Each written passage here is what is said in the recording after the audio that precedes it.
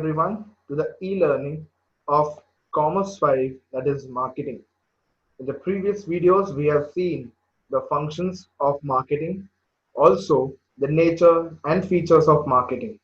We have seen how marketing has created an impact in the business world and how it has become one of the important element in the business world. Whether it is a small business or a large business, everyone needs to undertake the marketing activities to promote and to expand their business. So now in this lecture, we are going to see about how the marketing has been an important element for the business enterprises. Now let's start with the importance of marketing. The first point is competitive advantage.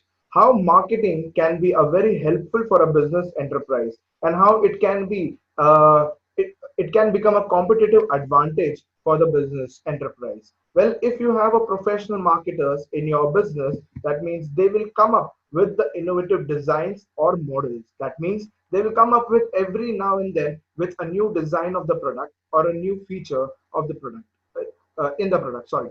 So marketers जो है जितना ज्यादा professional हमारे company हमारे business में होंगे उतना ही ज्यादा क्या होगा वो टाइम टू टाइम नए नए डिजाइन नए नए मॉडल्स के साथ वो क्या करेंगे मार्केट्स में प्रोडक्ट को इंट्रोड्यूस करते रहेंगे क्योंकि अगर एक ही प्रोडक्ट डिजाइन अगर हम लोग बार बार रीलॉन्च करेंगे with some added features but वो कोई एक क्रेज या फिर वो कोई एक ट्रेंड सेट नहीं करेगा मार्केट में अगर हमें ट्रेंड सेट करना है मार्केट में तो एज अ बिजनेसमैन और मार्केटिंग को जिस तरीके से मैं यूज करूंगा उस हिसाब से मैं जाऊंगा तो मैं हमेशा न्यू डिजाइन या मॉडल्स के साथ ही मार्केट में मैं एंटर करूंगा भले वो स्लाइड चेंजेस हो प्रोडक्ट में बट वो इनोवेटिव होना चाहिए ताकि लोगों को कुछ नया दिखे उस प्रोडक्ट में एंड लोग क्या करें उसके तरफ अट्रैक्ट हो क्या और क्या क्या इसके अंदर एलिमेंट्स एडेड है जैसे कि प्राइजेस हमने पहले भी डिस्कस किया था कि कैसे एक सेल्स प्रोसीजर में प्राइस एक इम्पोर्टेंट रोल प्ले करता है कभी कभी कस्टमर सिर्फ प्राइस देख के क्या करता है प्रोडक्ट खरीदता नहीं है क्योंकि उसे लगता है उसके बजट से कहीं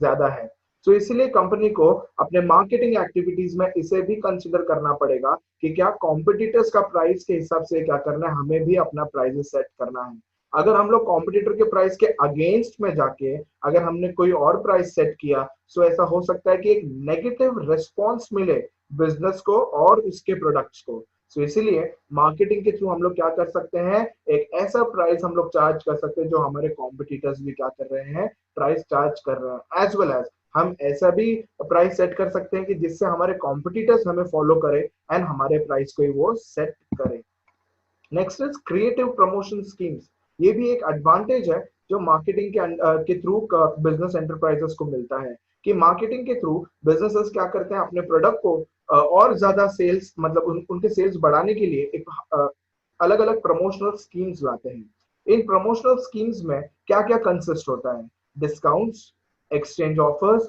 बायबैक ऑफर्स या फिर और कोई भी तरीके का एक ऑफर जिसके थ्रू क्या होता है कस्टमर को हम लोग इन्फ्लुएंस करते हैं कि हमारे ऑफर को एक्सेप्ट करो और हमारे प्रोडक्ट को खरीदो इससे सिर्फ एक ही अल्टीमेटम चीज होता है जो बिजनेस के लिए सबसे ज्यादा फायदेमंद है वो है सेल्स का इंक्रीज होना सेल्स अचानक बढ़ना स्टार्ट हो जाता है प्रमोशनल स्कीम से क्योंकि कस्टमर इसी का वेट करता है कि कब स्कीम्स आए कब उसके फेवर में कोई डील आए और वो क्या करे प्रोडक्ट को खरीदना स्टार्ट करे सो ये एक एडवांटेज हो सकता है बिजनेस के लिए मार्केट में बिजनेस बढ़ाने के लिए next is efficient after sales service मतलब एक प्रोडक्ट बिकने के बाद हमें ये देखना है कि हम किस तरीके से और सर्विसेज हमारे कस्टमर को दे पाए सो एक बिजनेस एंटरप्राइज को इसके ऊपर ज्यादा ध्यान देना है कि वो कुछ भी करके जब एक प्रोडक्ट बेच देता है कस्टमर को उसके बाद वो कहीं से भी एक लूप होल नहीं छोड़े जिसके वजह से कस्टमर कंप्लेंट करे उसे हर तरीके से सर्विसेज प्रोवाइड करना अपने कस्टमर को even after selling the goods that is providing warranty and guarantee services. Apart from warranty and guarantee, showing the product how to use, what are the precautions that he has to take while using the product, what are the terms and conditions that are there in the warranty and guarantee. Breach of these terms and conditions may lead to the breach of the warranty and guarantee contract. So, it is considered under the after sales service that the seller or the business enterprise has to make sure that they have to provide various after sales services to the customer. It can be again an advantage to the business enterprise that as compared to our competitors, we are the one who are providing various after sales service, and due to this, our customer is influencing to buy our products. Next is effective customer relationship techniques. हमें अलग अलग techniques use करना है जिससे हम ज्यादा से ज्यादा हम लोग क्या करेंगे, कस्टमर के साथ एक इफेक्टिव रिलेशनशिप बिल्डअप करें. जिससे होगा क्या, कस्टमर जब भी प्रोडक्ट खरीदने का कोशिश करेगा वो सबसे पहले हमारे ब्रांड या हमारे कंपनी के नाम के ही कोई ना कोई प्रोडक्ट के लिए वो क्या करेगा, ट्राई करेगा, सर्च करेगा और खरीदने का भी इवन कोशिश करेगा. जितना ज्यादा इफेक्टिव और एफिशिएंट रिलेशनशिप हमारा बिल्डअप होगा business enterprise as well as customer के साथ, उतना ही ज्यादा क्या होगा, सेल के लिए हम लोग के लिए एफर्ट्स कम लगेगा. ये था हम लोग का फर्स्ट पॉइंट. सेकंड पॉइंट है हम लोग का corporate image. Well corporate image मतलब बिजनेस का गुडविल. बिजनेस का गुडविल जितना ज्यादा होगा, हम मार्केट में जो कस्टमर्स है उनके बीच में ट्रस्ट बिल्डअप कर सकते हैं, कॉन्फिडेंस डेवलप कर सकते हैं हमारे कस्टमर्स में. जब ट्रस्ट और कॉन्फिडेंस दोनों होगा कस्टमर्स के पास हमारे प्रोडक्ट के लिए, तो हमारा प्रोडक्ट इजीली सेल होगा. क्योंकि अगर ट्रस्ट नहीं होगा तो कस्टमर क्या करेगा, थोड़ा हेजिटेट करेगा गुड्स को खरीदने के लिए, और उस फ्रैक्शन ऑफ टाइम में ऐसा हो सकता है कि वो उसका माइंड चेंज हो जाए और वो क्या करेगा, हमारे कॉम्पिटिटर का ब्रांड खरीद लेगा. इसीलिए हम लोग को क्या करना है, मार्केटिंग से कॉर्पोरेट इमेज इतना अच्छा डेवलप करना है कि कस्टमर्स क्या करें, हमारे ब्रांड के ऊपर trust as well as confidence develop करें और हमारा प्रोडक्ट इजीली खरीदें. Next is support from shareholders and various investor. हम उसी कंपनी का शेयर्स खरीदने का सोचते हैं या फिर उसी कंपनी में हमारा पैसा इन्वेस्ट करने का सोचते हैं जिस कंपनी का गुडविल मार्केट में बहुत अच्छा हो. क्योंकि ऐसा बोला जाता है कि जिस कंपनी का गुडविल अच्छा हो मार्केट में, उसमें रिस्क कम है. इसीलिए मार्केटिंग के थ्रू हम लोग हमारा कॉर्पोरेट इमेज को इस तरीके से डेवलप कर रहे हैं कि हमें फाइनेंशियली शेयर होल्डर और इन्वेस्टर्स का सपोर्ट चाहिए, और इस सपोर्ट को पाने के लिए हम लोग को इफेक्टिव मार्केटिंग करना पड़ेगा. शेयर होल्डर और इन्वेस्टर इस तरीके से हेल्प करें कि जब जब कंपनी को फाइनेंशियल असिस्टेंस का जरूरत पड़ेगा या कैपिटल का जरूरत पड़ेगा, वो क्या करेंगे, शेयर होल्डर और इन्वेस्टर्स का सपोर्ट वो लोग देखने के लिए मिलेगा. Next is cooperation from dealers and suppliers. Now dealers कौन होते हैं और सप्लायर्स कौन होते हैं? कभी कभी किसी के माइंड में कंफ्यूजन हो जाता है कि दोनों कहीं सेम तो नहीं है. वेल ये दोनों सेम नहीं है, दोनों अलग अलग हैं. डीलर्स वो पर्सन है जो कंपनी के साथ एसोसिएट इसलिए हुए हैं ताकि वो कंपनी का प्रोडक्ट मार्केट तक क्या करे, डिलीवर कर सके. इसमें हम लोग एग्जांपल ले सकते हैं wholesalers as well as retailers का. अब इनके तरफ से जो कंपनी को कॉपरेशन चाहिए वो बहुत ज्यादा इंपॉर्टेंट है, क्योंकि जब तक ये प्रॉपर तरीके से कॉपरेट नहीं करेंगे कंपनी के साथ, तब तक प्रोडक्ट को प्रॉपर तरीके से हम लोग मार्केट में available as well as deliver नहीं कर सकते हैं. इसलिए wholesaler as well as retailer के साथ हम लोग को एक प्रॉपर कॉपरेशन रखना है. As well as now who are suppliers. Suppliers वो पर्सन है अगेन जो कंपनी के साथ एसोसिएटेड है, गुड्स को मार्केट तक पहुंचाने के लिए नहीं, बट गुड्स को बनाने के लिए जो मटेरियल का जरूरत होता है वो हमें सप्लायर पहुंचाता है. सो दैट मीन्स ये प्री प्रोडक्शन से रिलेटेड एसोसिएटेड है. तो डीलर्स आफ्टर प्रोडक्शन के लिए आफ्टर प्रोडक्शन के बाद काम आते हैं, और सप्लायर बिफोर प्रोडक्शन के बाद बिफोर प्रोडक्शन के टाइम पे हमें काम आते हैं. इन दोनों से जितना ज्यादा हम लोग को कॉपरेशन मिलेगा, उतना ही प्रोडक्शन प्रोसेस भी स्मूथली भी हम लोग कंडक्ट कर सकते हैं, एज वेल एज गुड्स को हम लोग मार्केट में उतना इजीली सेल भी कर सकते हैं. Next is customer satisfaction. हमने पहले वाले वीडियोस में भी देखा है कि सेटिस्फैक्शन लेवल जो होता है वो अलग अलग होता है, और ये सेटिस्फैक्शन लेवल कंप्लीटली डिपेंड होता है कंपनी के सर्विसेज के ऊपर जो प्रोडक्ट के साथ एसोसिएट करके हम लोग क्या करते हैं, कस्टमर तक पहुंचाते हैं. सो इसे जानने के लिए हमने इन लेवल्स को हम लोग ने क्लासिफाई किया है. जैसे कि first satisfaction level is satisfied. जब एक कस्टमर उसकी एक्सपेक्टेशन के हिसाब से अगर प्रोडक्ट ने उसे सेटिस्फाई कर लिया, उस प्रोडक्ट में वो हर एक फीचर था या हर एक वो यूजफुलनेस था जो एक कस्टमर को चाहिए था, अगर वो मिल जाता है तो कस्टमर क्या होगा, सेटिस्फाइड होगा. अगर मैं एक पेन खरीदता हूँ और मुझे ऐसा एक्सपेक्टेशन था कि ये एटलीस्ट 20 to 30 पेजेस लिखने में मुझे हेल्प कर दे, तो अगर वो एटलीस्ट 30 पेजेस मैंने अगर उससे लिख लिया वो पेन से, सो आई विल बी सेटिस्फाइड, क्योंकि ये मेरा एक्सपेक्टेशन था कि वो पेन से कि वो एटलीस्ट 30 पेजेस क्या करे, वो लिखने में मेरा साथ दे. तो अगर उसने वैसा कर दिया तो मतलब मैं सेटिस्फाइड हो चुका हूँ. Next is dissatisfied. जब मेरे एक्सपेक्टेशन के हिसाब से प्रोडक्ट में वो सारे फीचर्स नहीं थे। मैंने सोचा था कि प्रोडक्ट में वो फीचर्स होंगे, बट जब मैंने खरीदा और जब मैंने उसे यूज करना स्टार्ट किया, उसमें उतने फीचर्स नहीं थे एंड मैं सेटिस्फाई नहीं हुआ। So this is a stage where a customer is dissatisfied because his expectations were not completed by the product. Well, the next satisfaction level is delighted.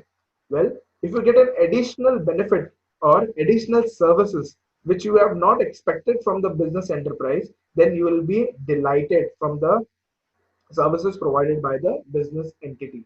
जब एक कस्टमर जितना एक्सपेक्ट करता है, अगर उससे थोड़ा ज्यादा उसे सर्विसेज मिलना स्टार्ट होता है, तो उसे हम लोग बोलते हैं डिलाइटेड बोलते हैं। That is customer satisfaction level से थोड़ा ज्यादा उसका सेटिस्फैक्शन लेवल इंक्रीज हो चुका है। Next is astonish. एस्टोनिश का मतलब होता है कि जब कंपनी सर्विसेज प्रोवाइड कर रहा है और एडिशनली विदाउट एनी कॉस्ट, अगर वो कस्टमर को बहुत सारा एडिशनल सर्विसेज प्रोवाइड कर रहा है विदाउट एनी कॉस्ट, तो कस्टमर अल्टीमेटली क्या हो जाएगा, एस्टोनिश्ड। मतलब उसने एक्सपेक्ट किया था मैं जो प्रोडक्ट खरीद रहा हूँ उसका 1 साल का वारंटी है, जैसे ही वारंटी खत्म होने आया, अगर कंपनी बोलता है कि मैं तुम्हें 1 साल का additional free of cost warranty provide करूंगा, तो बट ऑब्वियस है कस्टमर क्या होगा, ज्यादा ही सेटिस्फाइड हो जाएगा। That means astonished. सो ये 4 लेवल है जिसके थ्रू हम लोग सेटिस्फैक्शन हम लोग क्या कर सकते हैं, कैलकुलेट कर सकते हैं कि कस्टमर प्रोडक्ट से कितने लेवल तक का सेटिस्फैक्शन उसको मिला है। Is he satisfied? Is he dissatisfied? Is he delighted? Or is he astonished? So next point है हम लोग का कस्टमर रिलेशनशिप। वेल, जैसे हमने पहले भी देखा है कि रिलेशनशिप बिल्डअप करना बहुत डिफिकल्ट जॉब है एक बिजनेस एंटिटी के लिए, बट जितना डिफिकल्ट है उतना ही कंपनी के लिए इंपॉर्टेंट भी है। कंपटीशन इस तरीके से बढ़ गया है कि हमें रिलेशनशिप बिल्डअप करना स्टार्ट करना ही पड़ेगा, क्योंकि हमारा कॉम्पिटिटर भी रिलेशनशिप बिल्डअप कर रहा है अपने कस्टमर के साथ। सो कहीं हमारा जो कस्टमर ऑलरेडी जो हम लोग के प्रोडक्ट्स खरीद रहा है, इस रिलेशनशिप की वजह से, मतलब जो बिजनेस के साथ उसका रिलेशनशिप है, उस रीजन की वजह से वो स्विच नहीं करे कोई और ब्रांड के तरफ। इसलिए कंपनी को क्या करना पड़ेगा, मार्केटिंग से कस्टमर रिलेशनशिप बिल्डअप करना स्टार्ट करना पड़ेगा। जैसे कि स्पेशल डिस्काउंट्स, गिफ्ट्स देना स्टार्ट करना पड़ेगा अपने लॉयल कस्टमर्स को। अब ये लॉयल कस्टमर कौन होते हैं, ये वो कस्टमर होते हैं कि जब भी उसे प्रोडक्ट खरीदने का एक एक नीड अराइज होगा, वो एक पर्टिकुलर ब्रांड का ही क्या करेगा, वो प्रोडक्ट खरीदेगा। सो ऐसे कस्टमर्स जो हमेशा हमारा ही प्रोडक्ट खरीद रहे हैं, उनके लिए हमें कोई ना कोई स्पेशल डिस्काउंट या गिफ्ट हमें क्या करना पड़ेगा, ऑफर करना पड़ेगा। इससे क्या होगा, वो कस्टमर हमारे साथ और भी ज्यादा कनेक्टेड होगा और हमारा ब्रांड की तरफ उसके क्या मिलेगा, एक पॉजिटिव वाइब्स मिलना स्टार्ट होगा कंपनी के लिए। Next is one to one marketing. मतलब कंपनी का सेल्स पर्सनल को हम लोग को भेजना है और हमें ये ट्राई करना है कि हमें एक एक कस्टमर को इंडिविजुअली हम लोग को इम्पोर्टेंस देना है, ताकि जितना ज्यादा इंडिविजुअल अटेंशन मिलेगा कंपनी से, वो उतना ज्यादा एक्सपेक्ट करेगा और कंपनी उसके एक्सपेक्टेशंस को कंप्लीट करने में भी सक्सेसफुल होगा। इसलिए बहुत सारे company one to one marketing की तरफ ध्यान दे रहे हैं, that is door to door selling भी, जिसमें हम लोग डिटर्जेंट पाउडर का एग्जांपल्स लिए थे पहले वीडियोस में, जहाँ पे हमने देखा था कि कैसे डिटर्जेंट पाउडर्स कंपनी क्या कर रहा है अपने सेल्स पर्सनल के थ्रू, वो क्या कर रहे हैं, घर घर जाके अपने कस्टमर को डेमो दे रहे हैं एंड अपना गुड्स को सेल करने का कोशिश कर रहे हैं। Next is priority customer programs. हमें इस पे भी ध्यान देना है कि कभी कभी कोई कोई कस्टमर जो हमारे साथ कंटिन्यूस बहुत ईयर्स से हमारे प्रोडक्ट को यूज कर रहे हैं, हमें उनको प्रायोरिटी देना है, स्पेशल सर्विसेज देना है जो हम लोग बाकी कस्टमर्स को हम लोग नहीं दे पाएंगे।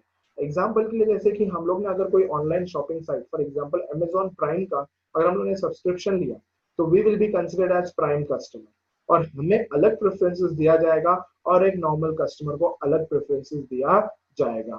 सो ऐसे प्रोग्राम्स अगर कंपनी कंडक्ट करता है, सो कहीं ना कहीं हमारा रिलेशनशिप क्या होगा, एस्टैब्लिश होना स्टार्ट होगा कस्टमर के साथ। Next is good after sale service. जब जब कंपनी को सेल्स सर्विसेज प्रोवाइड करने का मौका मिलेगा, कंपनी को पीछे नहीं हटना चाहिए। सो इफेक्टिव मार्केटिंग के थ्रू हम लोग क्या कर रहे हैं, आफ्टर सेल सर्विसेज प्रोवाइड करना स्टार्ट कर रहे हैं अपने कस्टमर को। कस्टमर जैसे गुड्स खरीदता है उसके बाद उसे कभी भी प्रॉब्लम फेस करने का टाइम, मतलब वो आ सकता है। सो ऐसे टाइम पे जब भी वो कंपनी को कांटेक्ट करेगा, कंपनी को विदाउट एनी हेजिटेशन उसे जाना है एंड उसे क्या करना है, अपने सर्विसेज प्रोवाइड करना है अपने कस्टमर को।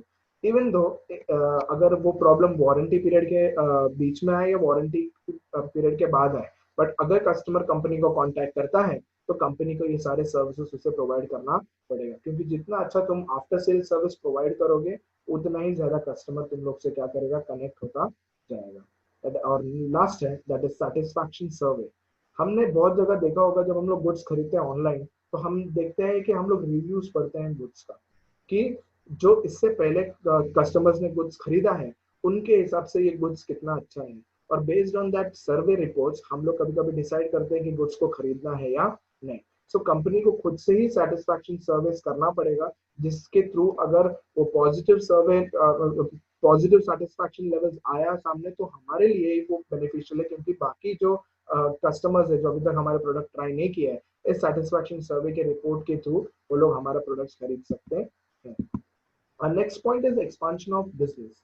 वेल, मार्केटिंग के थ्रू हम लोग बिजनेस को एक्सपांड कर सकते हैं। कैसे? अगर मार्केटिंग इफेक्टिवली होना स्टार्ट हुआ तो ऐसा हो सकता है कि हम लोग मार्केट पेनिट्रेशन पे ध्यान दें। तो what is market penetration? Market penetration का मतलब होता है मार्केट में अचानक हम लोग क्या कर रहे हैं, प्रोडक्ट्स को न्यू न्यू प्रोडक्ट्स लाना स्टार्ट कर दिए और प्रमोशनल एक्टिविटीज के थ्रू सेल्स को बढ़ाने का हम लोग कोशिश कर रहे हैं। इससे क्या होगा, हमारा मार्केट में अचानक से क्या होगा, सेल्स का इंक्रीज हम लोग देख सकते हैं, एज वेल एज हम लोग मार्केट को डोमिनेट करना स्टार्ट कर सकते हैं। Next is market development. हम लोग हमारे existing product as well as new product जो हम लोग ने मार्केट पेनिट्रेशन टाइम पीरियड में लाया था, वो हम लोग नए नए मार्केट में लेके जाएंगे, ऐसे मार्केट में जहां पे हमारा प्रोडक्ट आज तक अवेलेबल नहीं था। इससे होगा क्या, कंपनी के लिए एक एडिशनल मार्केट ऐड हो जाएगा, as well as additional customers भी ऐड होता जाएगा। इसे हम लोग बोलते हैं मार्केट डेवलपमेंट। नेक्स्ट आता है product development, that is design में चेंज करना, फीचर्स ऐड करना, फीचर्स चेंज करना, ये सब प्रोडक्ट डेवलपमेंट में आ जाता है। सो इससे भी क्या होता है, हम लोग क्या कर रहे हैं, हमारे बिजनेस को एक्सपांड कर रहे हैं। एग्जिस्टिंग प्रोडक्ट के साथ साथ उसी प्रोडक्ट को लेके हम लोग ने क्या किया, डेवलप किया एक अनदर प्रोडक्ट, जो हो सकता है कि मिडिल क्लास के लिए हो, क्योंकि शायद से हमारा जो प्रोडक्ट है वो अपर क्लास के लिए था, बट उसी को हम लोग ने इस तरीके से डेवलप किया कि अब वो मिडिल क्लास के लिए भी अफोर्डेबल है। Next is economies of scale. तो what is economies of scale? जब हम लोग का सेल्स बढ़ना स्टार्ट होता है तो बट ऑब्वियस है हमें प्रोडक्शन को भी इंक्रीज करना पड़ेगा। तो जब कम से कम कॉस्ट में हमें ज्यादा प्रॉफिट होना स्टार्ट हो जाता है, उसी टाइम पीरियड को या उसी कंसेप्ट को हम लोग बोलते हैं इकोनॉमीज ऑफ स्केल। ज्यादा प्रॉफिट बट कम खर्चे पे। तो ये हर कंपनी अचीव करने का कोशिश करता है। और ये कब होगा, जब इफेक्टिव मार्केटिंग होगा तो सेल्स बढ़ेगा, सेल्स बढ़ा तो प्रोडक्शन बढ़ा, प्रोडक्शन बढ़ा तो होगा क्या, बल्क क्वांटिटीज में हम लोग ने क्या करना स्टार्ट किया, purchase as well as distribution भी स्टार्ट कर दिया। जितना ज्यादा प्रोडक्शन बढ़ेगा उतना ही ज्यादा सप्लायर से हम लोग क्या करेंगे, रॉ मटेरियल बल्क क्वांटिटी में खरीदेंगे, जो हमें डिस्काउंट्स प्रोवाइड करेगा। एज वेल एज हम लोग जब हम लोग बल्क क्वांटिटी में प्रोड्यूस करेंगे गुड्स को, बल्क क्वांटिटी में हम लोग डिस्ट्रीब्यूट करना भी स्टार्ट करेंगे, जिसके वजह से क्या होगा, हमारे कंपनी को कॉस्ट के मामले में कहीं ना कहीं एक रिडक्शन देखने मिलेगा। और जितना कॉस्ट रिड्यूस होगा उतना ही हमारा प्रॉफिट भी क्या होगा, बढ़ना स्टार्ट होगा। सो हर बिजनेस एंटरप्राइज इस बिजनेस वर्ल्ड में यही कोशिश करता है कि वो हर दिन क्वालिटी इंप्रूव करे एज वेल एज प्रोडक्शन बढ़ाए, जिससे उनका कॉस्ट धीरे धीरे रिड्यूस होता जाएगा एंड उनका प्रॉफिट बढ़ता जाएगा। नेक्स्ट पॉइंट है एफिशिएंसी। एफिशिएंसी अगेन एक बहुत इंपॉर्टेंट रोल प्ले करता है। जब कंपनी का सेल्स अच्छा चल रहा है, प्रॉफिट्स अच्छा हो रहा है, अल्टीमेटली पूरा ऑर्गेनाइजेशन क्या होता जाएगा, एफिशिएंट होता जाएगा, जिस रीजन की वजह से हम लोग रिसर्च एंड डेवलपमेंट में भी पैसा इन्वेस्ट कर सकते हैं। ऐसा देखा गया है इन रियलिटी कि बहुत सारे बिजनेस फर्म्स है, अपना पैसा एक छोटा पार्ट या मैं बोल सकता हूँ एक major part research and development में इन्वेस्ट करना है। अभी रिसर्च एंड डेवलपमेंट में क्यों इन्वेस्ट करना है, ताकि हमें नए नए फीचर्स को हम लोग को सर्च करना है, हम लोग को ये देखना है कि हमारे कस्टमर और क्या एक्सपेक्ट कर रहे हैं, एंड इसी रिसर्च से जो भी इंफॉर्मेशन हमें मिलेगा, इसी इंफॉर्मेशन के बेसिस पे हम लोग प्रोडक्ट्स को डेवलप करना स्टार्ट करेगा। अगर हम लोग उस चीज में सक्सेसफुल हो गए, दैट इज डेवलप करने में सक्सेसफुल हो गए प्रोडक्ट्स को, तो हमारा एफिशिएंसी लेवल भी बढ़ना स्टार्ट होगा। टेक्नोलॉजी को भी हम लोग अपग्रेड करेगा।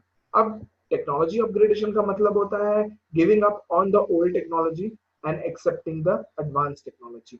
जितना हम लोग एडवांस टेक्नोलॉजी से काम करेंगे, बर्डन ऑन एम्प्लॉयज क्या हो जाएगा, धीरे धीरे कम होता जाएगा। और जितना बर्डन कम होगा एम्प्लॉयज के ऊपर, एम्प्लॉयज उतना ही ज्यादा क्या करेगा, एफिशिएंटली काम करने का कोशिश करेगा।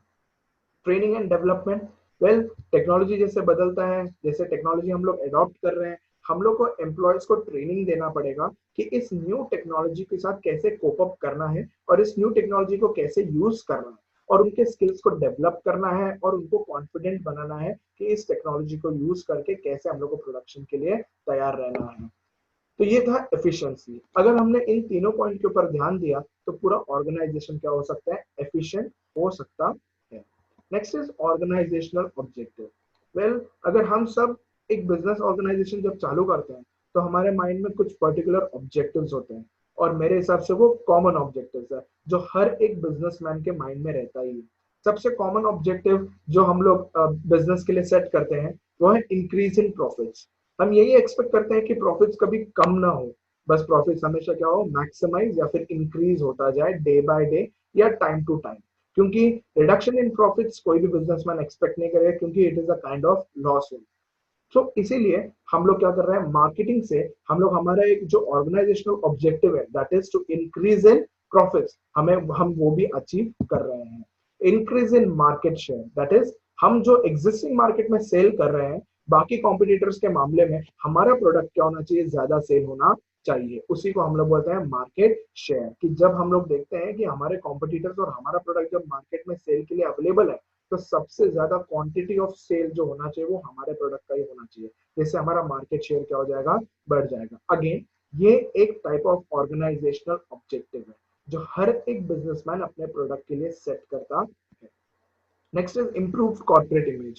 Already we have seen that how corporate image is important for a business organization because it is also considered as a goodwill. That is, in simple words, reputation. Reputation develops trust as well as confidence. So ये एक और objective है हर business enterprise के लिए कि उसके company या फिर उसके बिजनेस ऑर्गेनाइजेशन का गुडविल, कॉर्पोरेट इमेज का होना चाहिए, टाइम टू टाइम इंप्रूव होता जाना चाहिए, जिससे और भी कस्टमर उस कंपनी के साथ एसोसिएट होता जाएगा। ब्रांड इमेज, जो जो कंपनी क्या कर रहा है अपने कॉर्पोरेट इमेज के अंदर में अलग अलग ब्रांड्स को इंट्रोड्यूस कर रहा है, इंडिविजुअली वो ब्रांड्स का भी क्या होना चाहिए, इमेज इंप्रूव होता जाना चाहिए। जैसे कि हम लोग देख सकते हैं बहुत सारे कंपनीज अपने ही अंडर में क्या करते हैं, बहुत सारे ब्रांड्स को इंट्रोड्यूस कर रहे हैं। लाइक अमूल हो गया, अमूल का बटर मिल्क भी है, आइसक्रीम्स भी है एंड बहुत सारे प्रोडक्ट्स हैं। तो Amul as a corporate image अपने आप को बहुत अच्छा रिप्रेजेंट कर रहा है, बट उसी कॉर्पोरेट इमेज के अंदर में बहुत सारे ब्रांड्स हैं। जैसे कि मैंने बोला Amul is a corporate image, but Amul के अंदर में जो उसका आइसक्रीम्स है, बटर मिल्क है, बटर चीज, ये सब जितने भी ये सब उसके ब्रांड्स है। और हम जानते हैं मार्केट में इन ब्रांड्स का जो इमेज है डे बाय डे या टाइम टू टाइम बस इंप्रूव ही होता जा रहे हैं। We are never dissatisfied with the services or with the products that are supplied by the Amul brands. Next is enhanced brand loyalty. Well, जितना हम लोग क्या करेंगे मार्केटिंग के थ्रू कस्टमर को सेटिस्फाई करते जाएंगे, ब्रांड लॉयल्टी के ऊपर भी इफेक्ट देखने के लिए मिलेगा। What is brand loyalty? Brand loyalty simply कि कस्टमर क्या करेगा, सिर्फ हमारा ही प्रोडक्ट क्या करेगा, खरीदेगा एज वेल एज उसको प्रमोट करेगा। सो ये सारे कुछ ऑब्जेक्टिव्स है, कॉमन ऑब्जेक्टिव्स है, और जो इनिशियल लेवल से ही हर एक बिजनेसमैन क्या करता है, अपने ऑर्गेनाइजेशन के लिए सेट करके रखता है। और मार्केटिंग अगर हम लोग प्रोफेशनली और अच्छे तरीके से करेंगे तो ये सारे हम लोग ऑब्जेक्टिव्स क्या कर सकते हैं, अचीव कर सकते हैं एंड सेट करके इसको इजीली हम लोग क्या कर सकते हैं, अकम्प्लिश कर सकते हैं। Next is optimum use of resources. Now I hope सबको मालूम होगा कि रिसोर्सेज कितना इंपॉर्टेंट है कंपनी के लिए, क्योंकि रिसोर्सेज से ही क्या होता है, प्रोडक्शन होता है। रिसोर्सेज से ही हम लोग क्या करते हैं, हमारे प्रोडक्ट को मार्केट में अवेलेबल भी करवाते हैं। अगर रिसोर्सेज को हम लोग ने वेस्ट किया तो हमारा कॉस्ट बढ़ेगा, जो अल्टीमेटली इफेक्ट कहाँ पे करेगा, डिक्रीजिंग लेवल ऑफ प्रॉफिट्स पे। सो इसलिए हम लोग को क्या करना है, रिसोर्सेज को केयरफुली हम लोग को यूज करना है। अब रिसोर्सेज को हम लोग ने तीन टाइप्स में हम लोग ने क्लासिफाई किया है।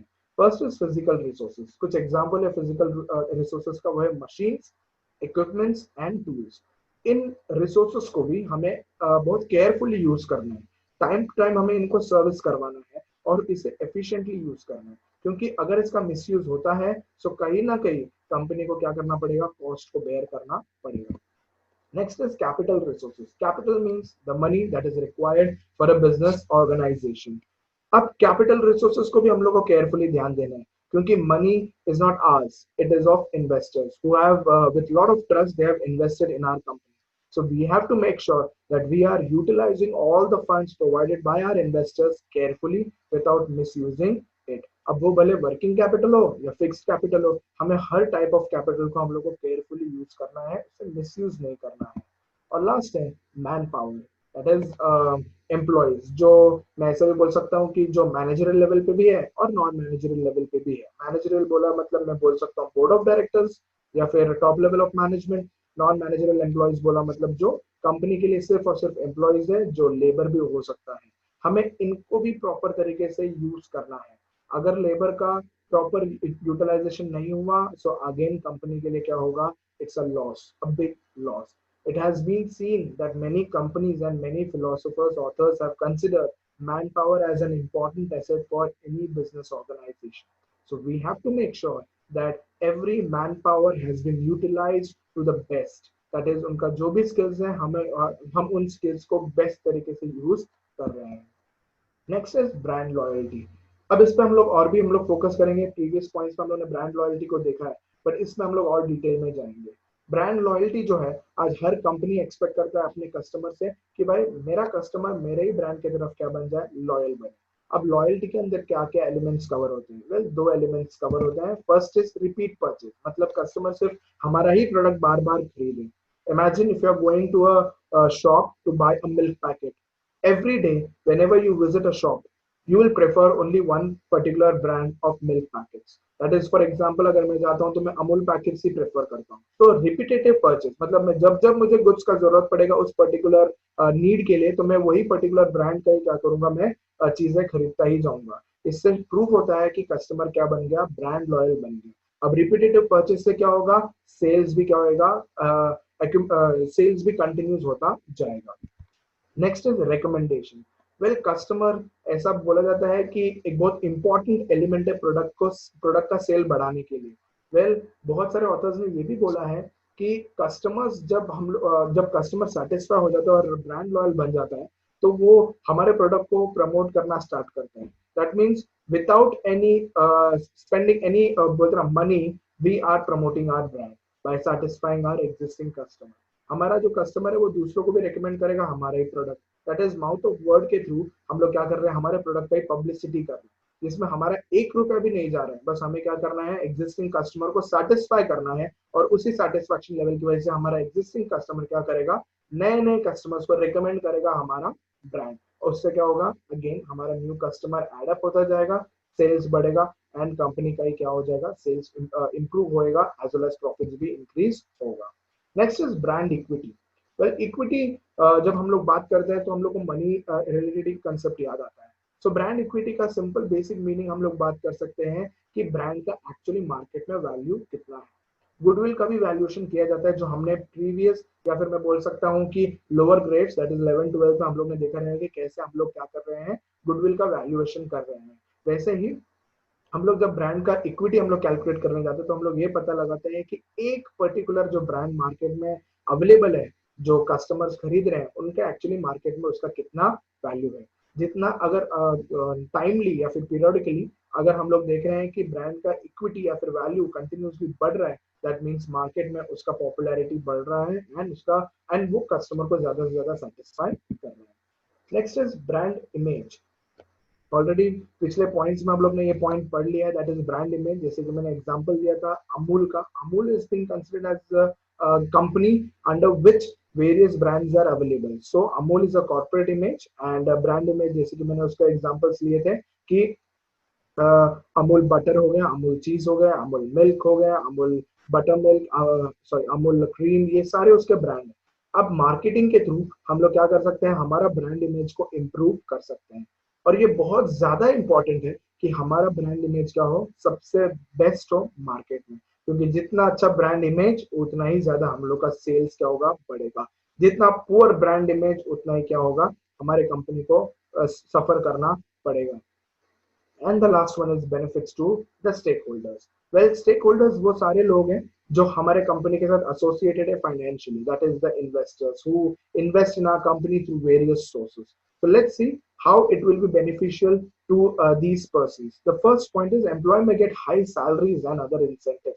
कंपनी अगर ज्यादा प्रॉफिट कमाएगा तो बट ऑब्वियस है एम्प्लॉयज को सैलरीज भी क्या होगा, बढ़ना स्टार्ट होगा।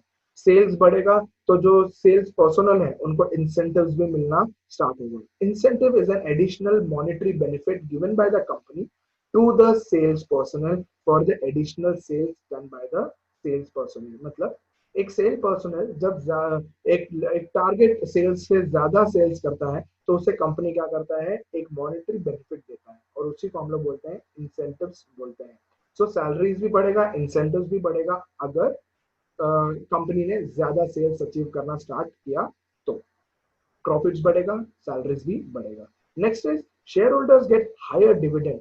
बट ऑब्वियस जितना कंपनी का प्रॉफिट बढ़ेगा वो पूरा प्रॉफिट किसका होगा, equity shareholder that is owners of the company. उनको ज्यादा डिविडेंड मतलब अ पार्ट ऑफ प्रॉफिट को हम लोग डिविडेंड बोलते हैं जो इक्विटी शेयर होल्डर में डिस्ट्रीब्यूट होता है. सो जितना ज्यादा प्रॉफिट बढ़ेगा उतना ही पार्ट क्या होगा, डिवाइड होगा as a dividend shareholder के बीच में. प्रॉफिट्स इंक्रीज हुआ, डिविडेंड भी इंक्रीज होगा. Next is governments get higher tax revenue. Well, we all know that a major part of the income of the government is from the taxes that it levies on the people as well as on the business enterprises. जितना ज्यादा हम लोग profits कमाएंगे उसका उतना ही ज्यादा part क्या होगा, गवर्नमेंट को हम लोग टैक्स पे करेंगे.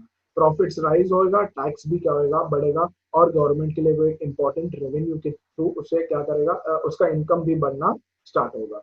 नेक्स्ट इज डीलर्स में get extra incentives. Dealers that means wholesaler and retailers. अगर इन्होंने कॉपरेट किया कंपनी के साथ और सेल्स बढ़ाने में उनको हेल्प किया तो ऐसा हो सकता है as a result of higher sales, the company may give an extra incentives to these wholesalers and retailers out of good results. जितना अच्छा रिजल्ट्स आएगा इनको उतना ही हम लोग क्या करेंगे, इंसेंटिव्स देना स्टार्ट करेंगे. नेक्स्ट इज सप्लायर्स में get more orders and payment on time. So that means जो हमको रॉ मटेरियल सप्लाई कर रहा है अगर हमारा सेल्स बढ़ रहा है, प्रॉफिट्स बढ़ रहा है तो हम लोग को हमारा प्रोडक्शन भी बढ़ाना पड़ेगा क्योंकि डिमांड बढ़ रहा है, ऑर्डर्स बढ़ रहे हैं मार्केट में. तो उस प्रोडक्शन को बढ़ाने के लिए हम लोग ऐसा कर सकते हैं कि सप्लायर से जो एग्जिस्टिंग क्वांटिटी में हम लोग ऑर्डर कर रहे थे रॉ मटेरियल, अब हम लोग और भी ज्यादा क्वांटिटी में ऑर्डर करना स्टार्ट करेंगे. एंड ऐसा हो सकता है कि होलसेलर्स और रिटेलर्स जो हम लोग को एडवांस में पेमेंट कर रहे हैं गुड्स के लिए, वही पैसा हम लोग क्या कर सकते हैं, सप्लायर्स को हम लोग पेमेंट के टाइप में हम लोग उसे दे सकते हैं. तो सप्लायर्स भी क्या हो जाएगा, खुश हो जाएगा, एज वेल एज वो क्या करेगा, हमें best raw material timely supply करने के लिए आगे आएगा. सो इससे कभी भी प्रोडक्शन रुकेगा नहीं. Last is society may be benefited to social development activities by profitable firms. Well, we all know that every business organization not only have the economic objective but also social objective. Economic objective is concerned with earning profits, creating new customer, establishing new market, but a company has to also focus on social objectives, that is developing or I can say as doing welfare activities to the society as well as to the employees, to the shareholders and many other people. So her company को ये ध्यान देना है कि अगर profit बढ़ रहा है तो उसका एक पार्ट सोशल रिस्पॉन्सिबिलिटी के लिए यूज करे और जो लोकेलिटी में उसका बिजनेस एस्टैब्लिश्ड है उस सोसाइटी या उस लोकेलिटी का जो भी सोशल प्रॉब्लम्स है उसे सॉल्व करने में वो आगे आए और उसे वो फंडिंग करे. It can be related to giving scholarship to the privileged children जो स्कूल नहीं जा पा रहे उनको स्कॉलरशिप्स देना ताकि उनका एजुकेशन कंप्लीट हो जाए. सोसाइटीज को डेवलप करना, पावर्टी को निकालने के लिए कोई इनिशिएटिव या कोई प्रोग्राम को लॉन्च करना, ऐसा बहुत सारा एक्टिविटीज है जो सोशल प्रॉब्लम्स को करने के लिए इनिशिएट कर सकता है बिजनेस एंटरप्राइजेस. और ये इसके लिए फंड्स कहाँ से आएगा, जो भी वो प्रॉफिट्स कमा रहे हैं उसके सेल्स से उसका एक पार्ट ऑफ प्रॉफिट उसे सोशल डेवलपमेंट या सोशल वेलफेयर के लिए यूज करना है.